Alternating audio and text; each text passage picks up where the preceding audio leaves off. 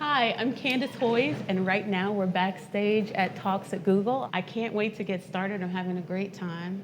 And if you enjoy the music, please don't forget to comment in the comment section and subscribe to Talks at Google so you can see more shows like this. If you want to follow me at Candice Hoyes on Twitter and at Candice Hoyes1 on Instagram. I'll see you inside. Welcome everyone to Talks at Google New York. My name is Andrew Ralles. Our guest today is jazz vocalist Candice Hoyes. She's here to speak to us about her debut album entitled On a Turquoise Cloud. On the album, Candice interprets some very rare Duke Ellington songs that are definitely worthy of a lot more attention. So I'm so excited that she's here to share her music with us. I also wanted to mention that I was introduced to Candice by another Googler by the name of Ben Tarble, who works out of our Mountain View office in the, on the energy team. A really great guy. I'm just so happy that he connected me with Candice, and I've enjoyed getting to know her during the planning of this event. She just has such an amazing story and path to get to this point. I'll give you a little bit of background about her musical history. She started on the age of she started on the piano at the age of 6. Got her start singing professionally in children's theater at the age of 11. She graduated from Harvard University with honors. She also has a master's degree in voice performance and pedagogy from Westminster Choir College in Princeton, New Jersey. She is a classically trained singer, a soprano. She's done opera and has performed in 6 languages. She's sung internationally at festivals, has performed here in New York City at Lincoln Center and Carnegie Hall as well. Again, so happy that she's here. Please give a warm welcome to Candice Hoyes.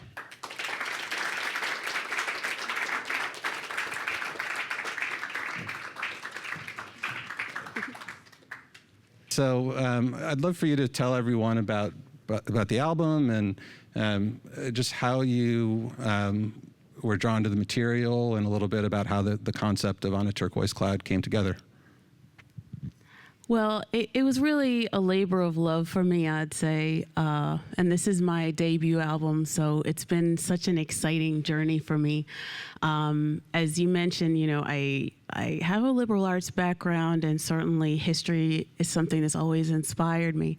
And I'd say Duke Ellington is, for me, the most prolific and most quintessential American composer. And I do have a classical training, but one of the most pivotal moments for me was singing with Jazz at Lincoln Center a couple years ago on a very special project that was composed by Wynton Marsalis. And that's someone that I've always really looked up to as someone who has never been impeded by genre. He's a foremost jazz musician for anyone who's not familiar with him. Amazing trumpeter, but he also draws from many musical influences, as I always have.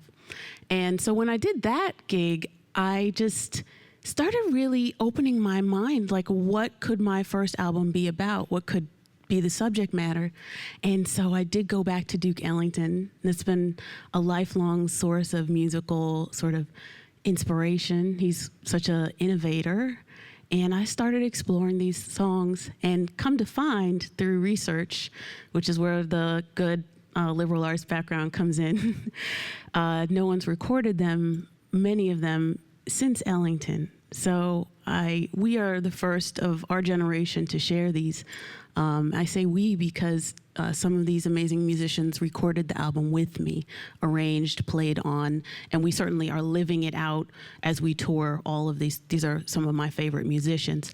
So it's just been an amazing journey, and every time I tour and every time I go to a new place, it's Duke Ellington, but I'm bringing something very undiscovered.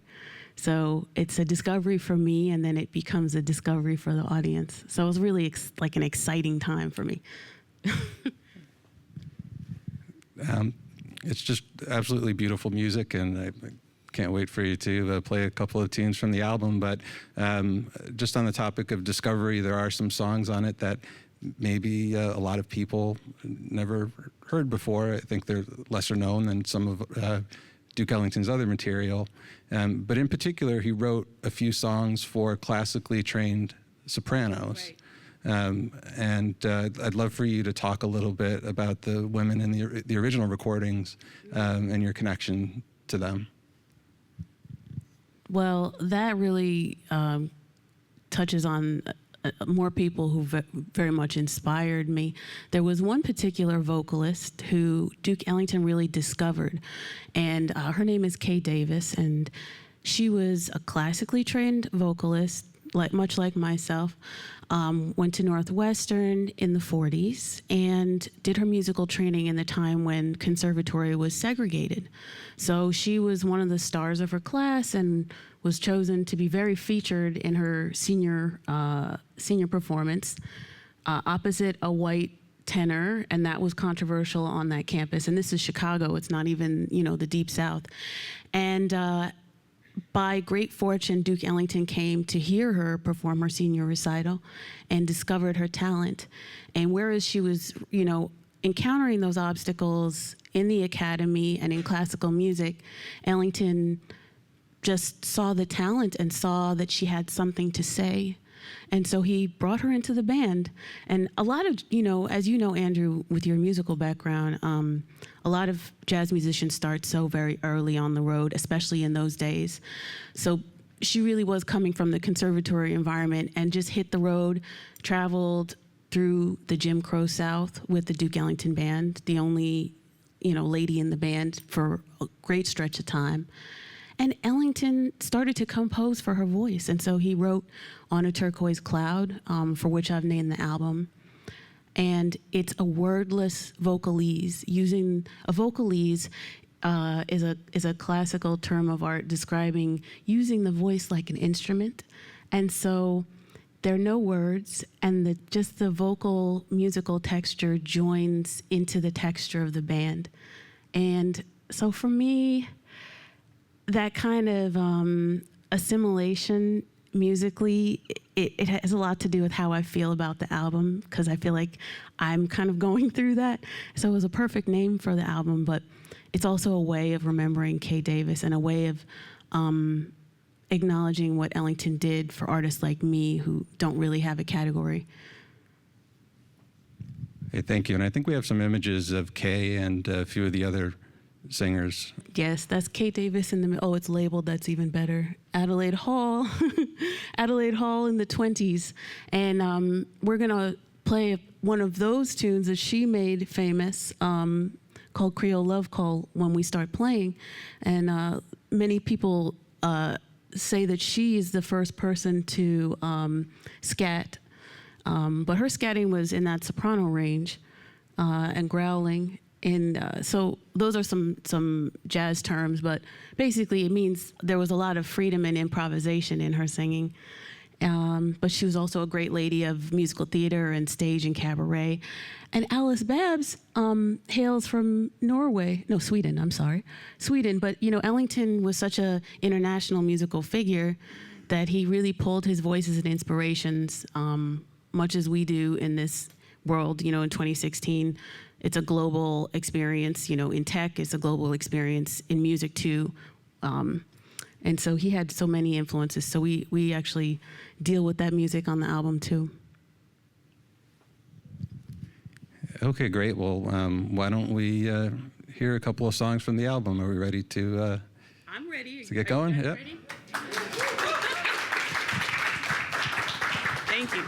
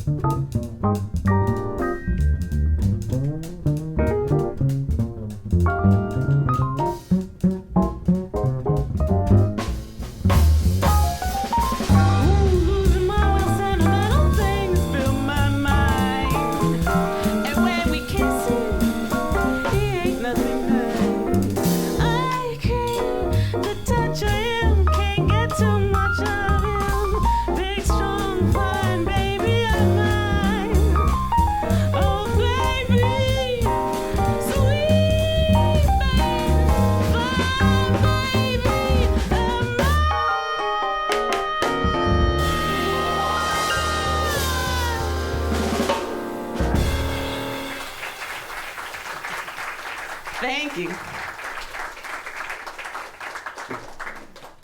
So this next one is really central to the album. It's the title track, and it's called On a Turquoise Cloud.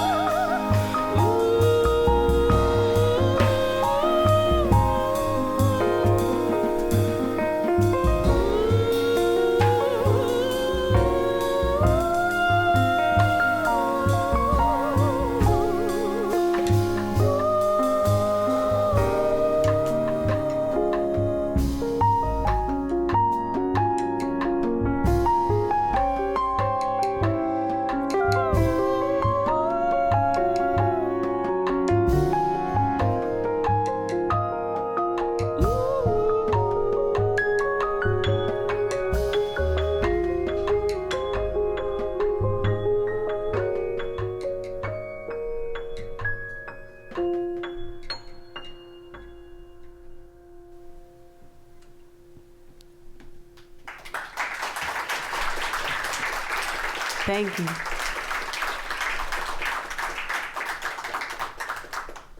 I'd now like to bring to the stage another very essential part of this album, someone that I actually toured with Wynton Marsalis with when I mentioned I had that very kind of formative experience with Jazz at Lincoln Center Orchestra, and he's an amazing collaborator who came onto this project and arranged music for the album, and it's this very special musician, Vincent Gardner, on trombone. And this tune is very special because it's actually Duke Ellington's first international hit, and it started in 1927 when Ellington composed this tune inspired by another song from a musical called Indian Love Call, and he called it Creole Love Call. Jazz was actually born in New Orleans, as many of you know, and so he was really claiming that that piece of music, that musical idea that was really popular, and appropriating it for jazz, and really putting his spin on it and calling it Creole Love Call. And originally, Billy Strayhorn wrote those lyrics, and he wrote them about, the lyrics were like, my love, my love, my love, my love, I see you across the swamp, my love, something like that. And I'm from Florida, but the swamp wasn't really turning me on, so I said, I'm gonna write some lyrics for this, and so they do come from a little bit of life experience. So without any further ado, this is Creole Love Call.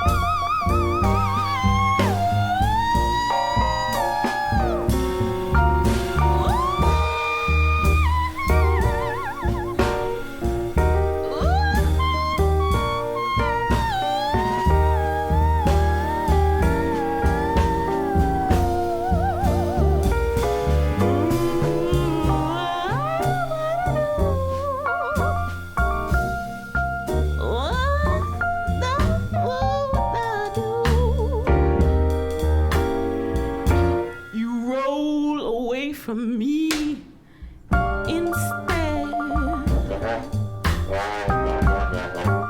pulling your shirt over your head, just hear a slide out of my bed, like there is nothing to be said.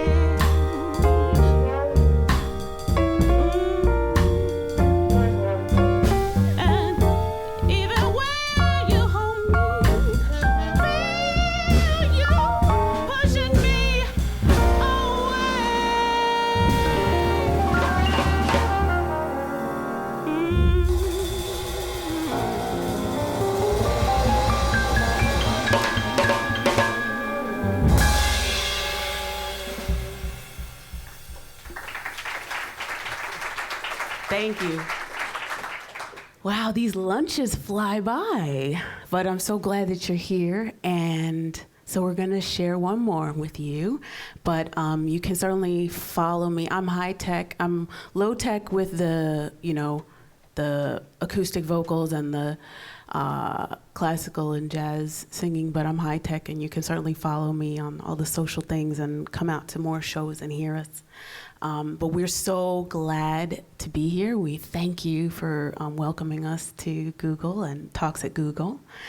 And this last tune is very special to me because it really expresses the whirlwind of emotions when you release your first album and all the amazing people that you meet along the way and the wonderful musicians that become more like family than colleagues or even friends. And Duke Ellington actually had a very specific bond with one particular musician throughout his entire, ever since, from the moment they met, they were kind of musically inseparable, Billy Strayhorn. And so this melody, it's one of the most famous jazz melodies. People know it as Lotus Blossom.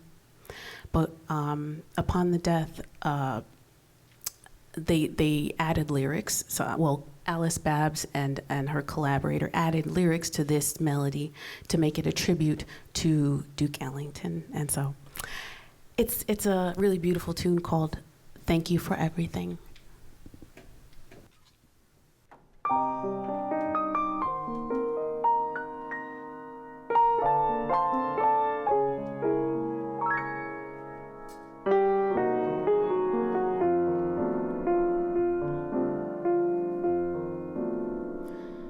Thank you for everything. Thanks for the love you bring. Right from the start, you touched on my heart and taught me the songs I sing. Thanks for your dazzling grace, lighting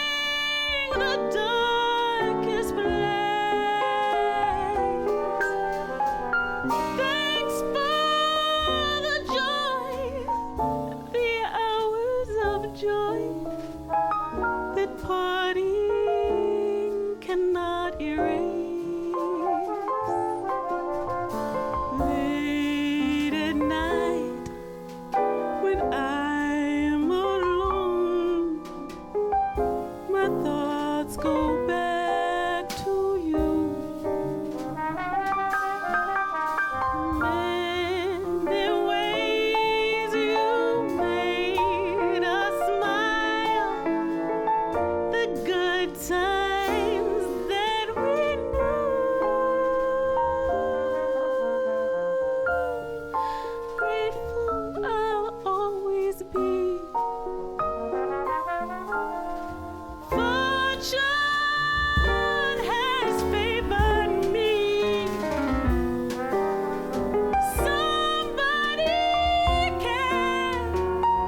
Your great heart you shared and gave all the world to see.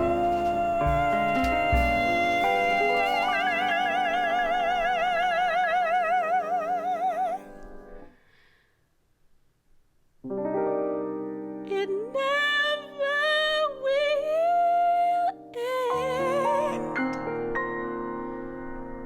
My beautiful friend. So thank you for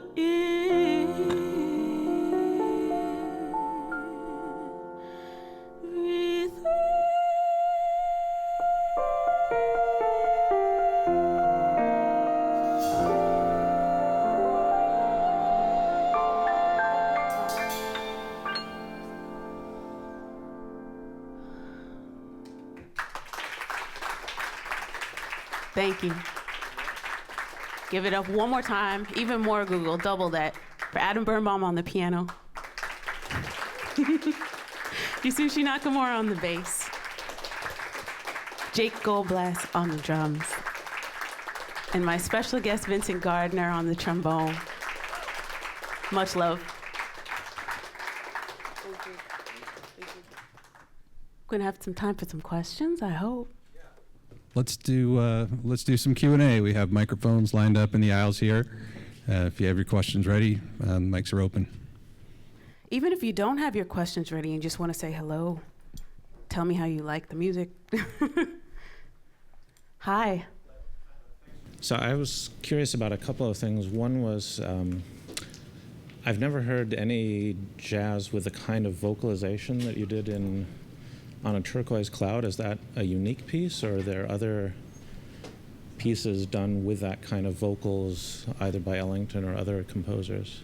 There really are, actually. I did my research for this album by going back to this source. So I went to the National Archive and researched Duke Ellington and had his manuscripts in my hands, the actual penciled manuscripts, transcribed, some by Billy Strayhorn.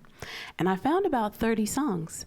So it was really quite eye-opening, but they definitely exist. And I tend to think that many classical and jazz and musical theater compositions of today are so influenced by this kind of improvisatory use of that high range. I mean, a lot of people, even from like Minnie Riperton, a soul singer that so many people know, use that range, and so it's something that's really, I think, continued in the music. But it is particular to Ellington.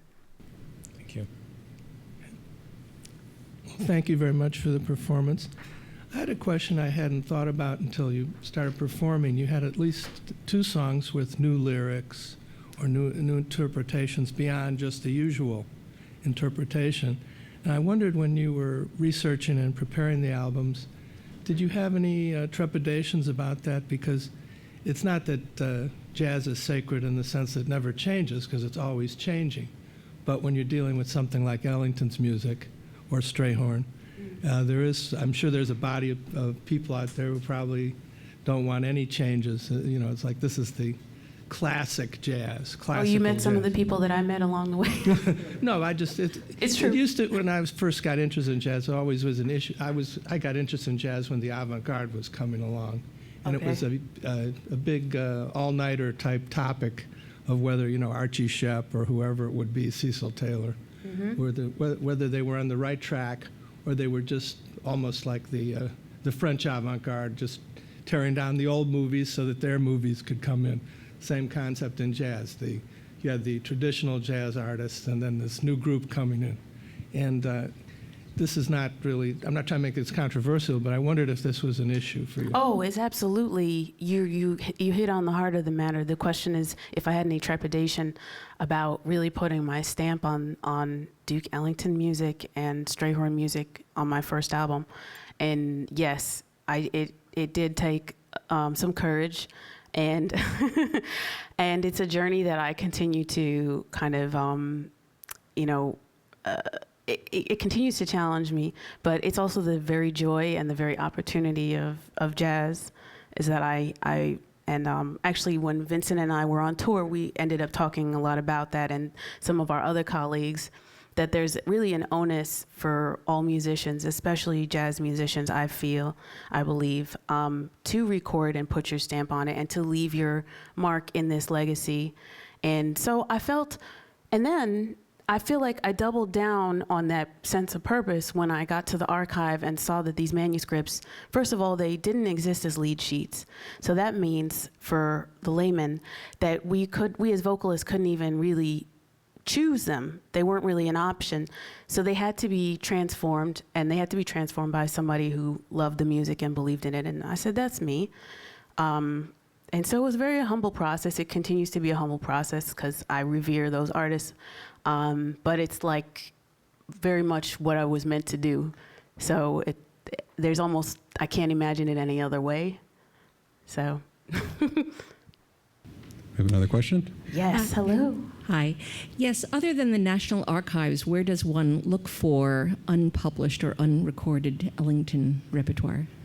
So I actually had one of the privileges of this album, because it's such classic music and it's so innovative in its life. It's not new, but I was actually thinking about this a lot when I was thinking about coming to Google today. The difference between my generation is always looking at the new.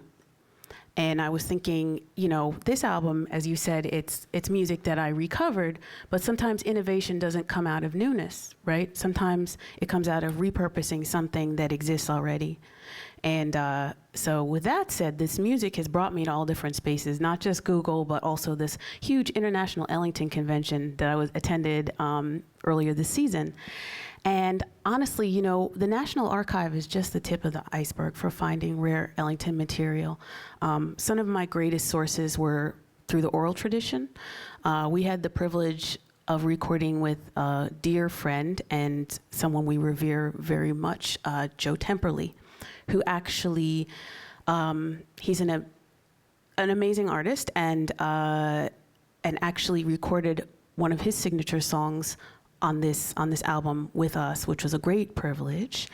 And he imparted a lot of information about Ellington and rare Ellington. So just through the oral tradition, you can get a lot of information.